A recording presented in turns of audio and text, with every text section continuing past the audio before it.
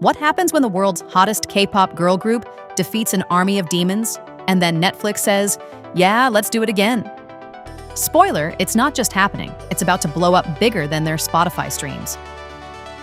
K-pop Demon Hunters 2 is officially in the works, and the rumors are juicier than a BTS comeback teaser.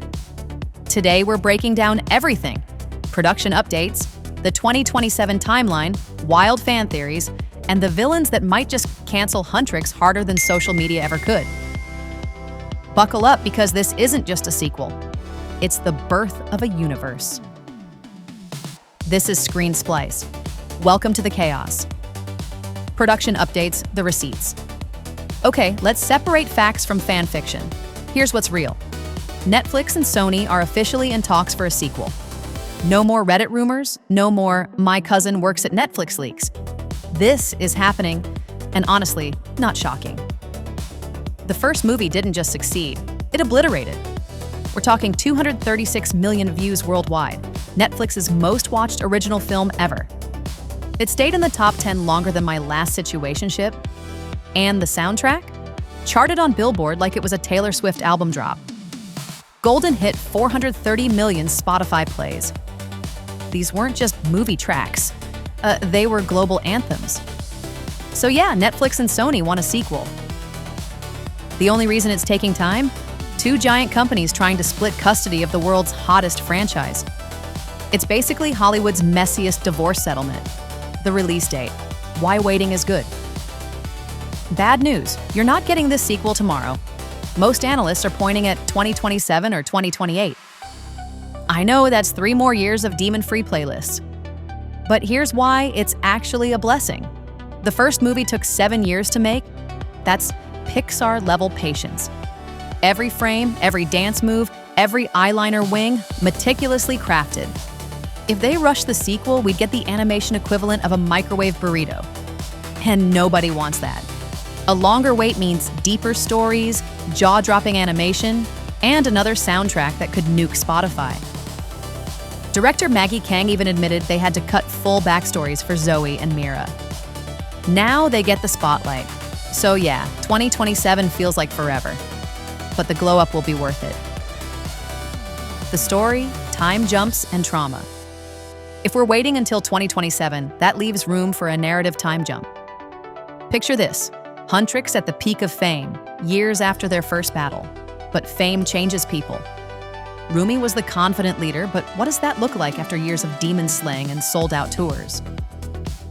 Burnout? Anyone? Mira's mysterious past and finally cracked open.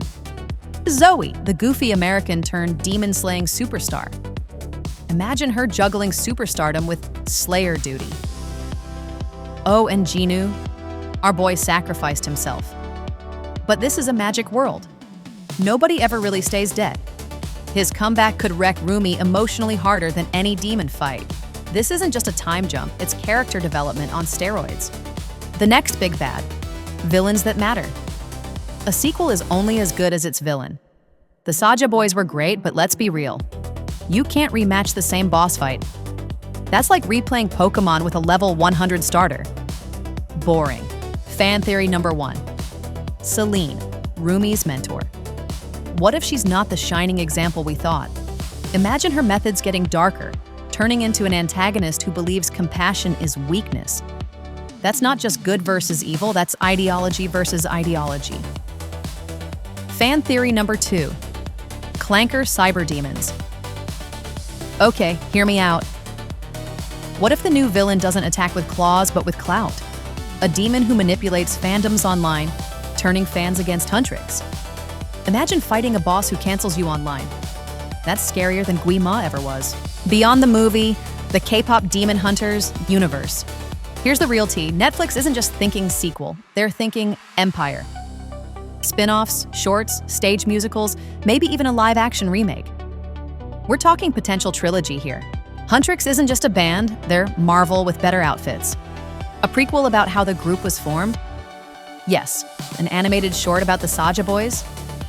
Double yes. Maybe even crossovers with other music genres. J-rock demon hunters, Latin pop slayers, Huntrix assembling an Avengers of music fighters. Somebody call Kevin Feige.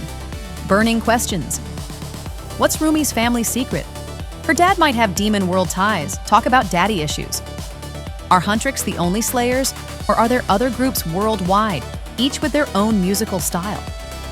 And Jinu, his star-shaped earring matching Rumi's costume, wasn't an accident.